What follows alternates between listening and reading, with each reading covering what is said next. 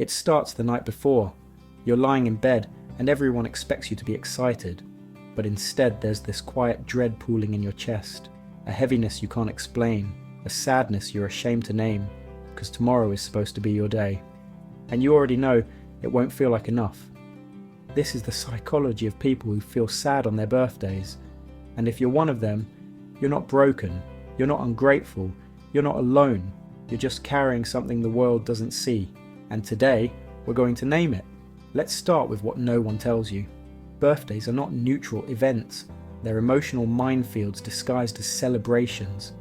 Because a birthday isn't just about cake and candles, it's a mirror, and mirrors don't lie.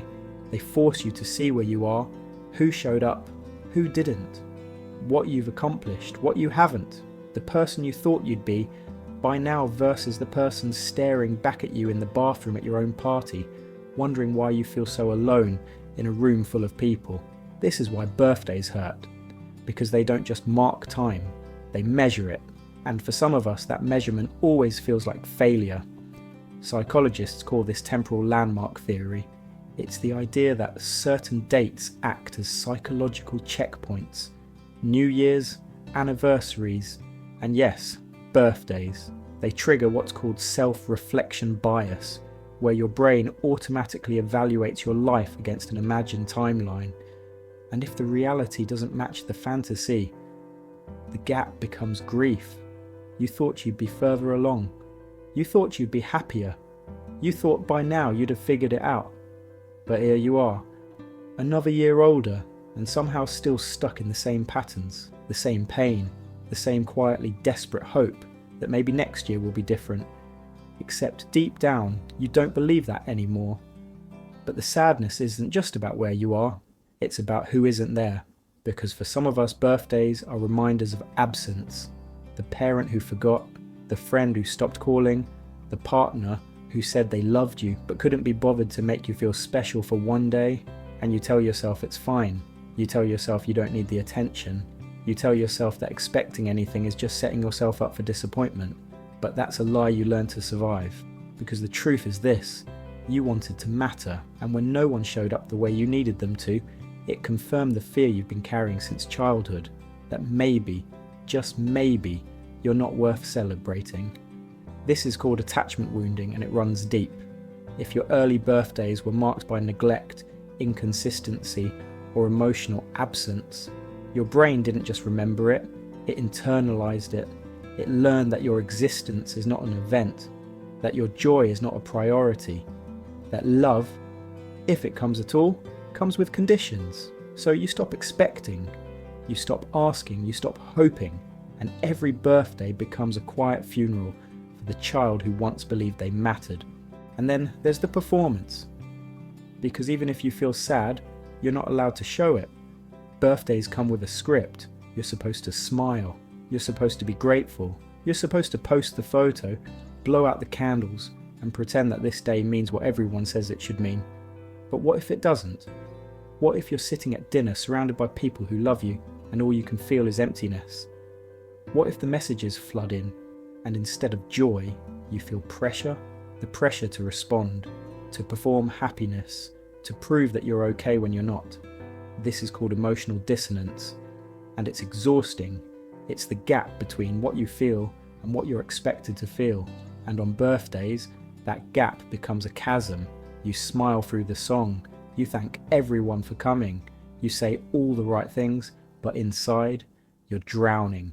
And no one notices because you've gotten so good at hiding. But here's what that does to you. It teaches you that your real feelings are inconvenient, that sadness is ingratitude, that if you can't be happy on your own birthday, then something must be wrong with you.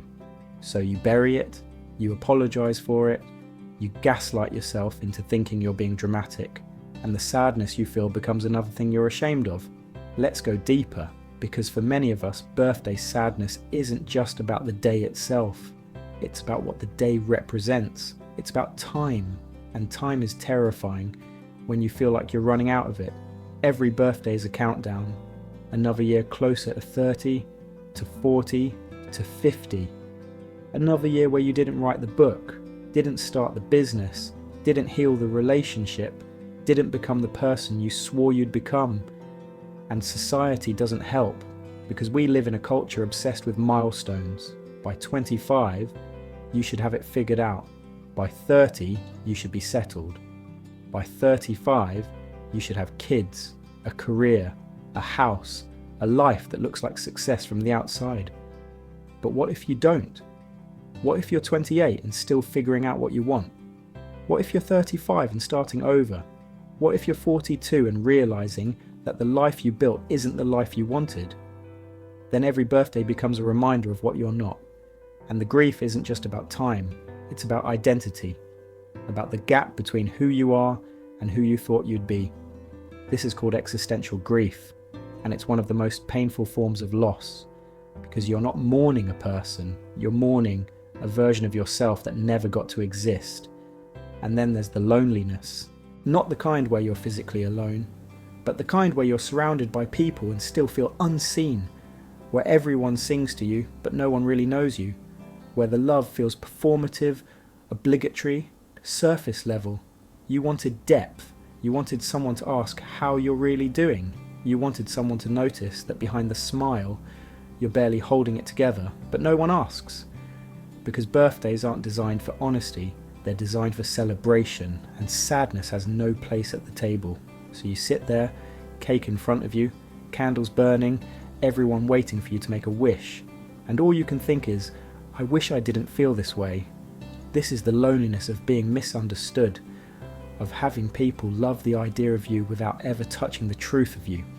And it's one of the cruelest forms of isolation, because you can't even name it without sounding ungrateful. But here's what most people don't understand. Birthday sadness is not about the birthday. It's about everything the birthday forces you to feel. It's about unmet expectations, unhealed wounds, unspoken grief. It's about the weight of another year lived in a body that doesn't feel like home, in a life that doesn't feel like yours, in a world that keeps moving while you feel stuck. And the sadness isn't weakness, it's awareness. It's your soul saying something here isn't right. It's your inner child saying, I needed more than this. It's your future self saying, please don't keep pretending, because the sadness is information, and if you listen to it instead of shaming it, it will tell you what needs to change. So what do you do with it? First, you stop apologizing for it. You stop calling yourself dramatic.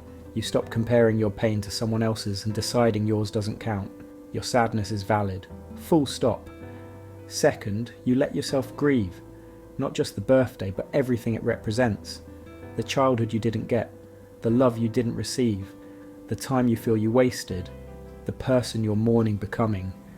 Cry if you need to. Rage if you need to. Sit in the silence and let the weight of it all finally land. Because grief that's acknowledged can move. Grief that's buried stays. Third, you rewrite the narrative. Because birthdays don't have to mean what they've always meant. They don't have to be about other people's expectations. They don't have to be performances.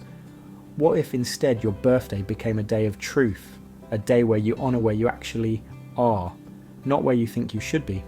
A day where you give yourself what no one else can give you, permission to be human.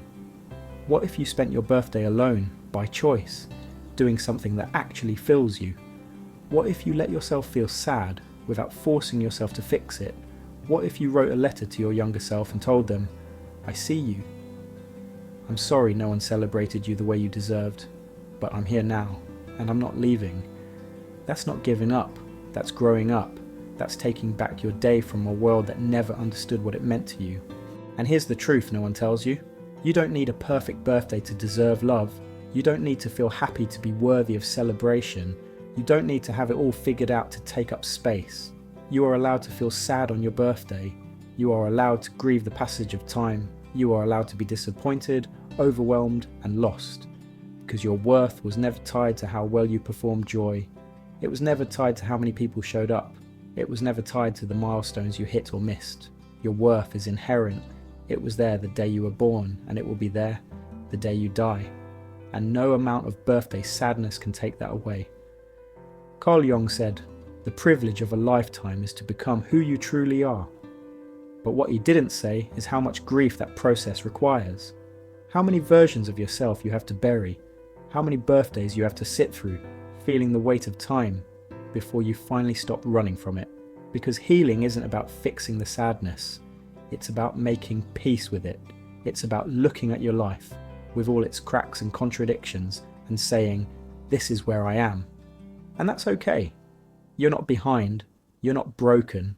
You're not failing at life because you feel sad on a day the world says you should feel happy. You're just human. And that's the bravest thing you could ever be. So if your birthday's coming and you already feel the dread creeping in, know this. You don't owe anyone a performance. You don't owe anyone happiness. You don't owe anyone proof that you're okay. You owe yourself the truth. And if the truth is that you're sad, then be sad. Sit with it. Let it speak. Because that sadness is not the enemy. It's the part of you that still cares, that still hopes, that still believes, somewhere deep down, that life could feel different. And maybe that's the real gift of the birthday, not the cake, not the candles, not the messages or the memories, but the chance to meet yourself where you are, to stop running, to stop pretending, to stop waiting for someone else to make you feel like you matter. Because you do. You always have. And no birthday, no matter how sad, can ever change that. You were born, and that alone is worth celebrating, even if no one else sees it, even if you can't feel it yet. You're here, and that matters. Happy birthday. You made it another year, and that in itself is everything.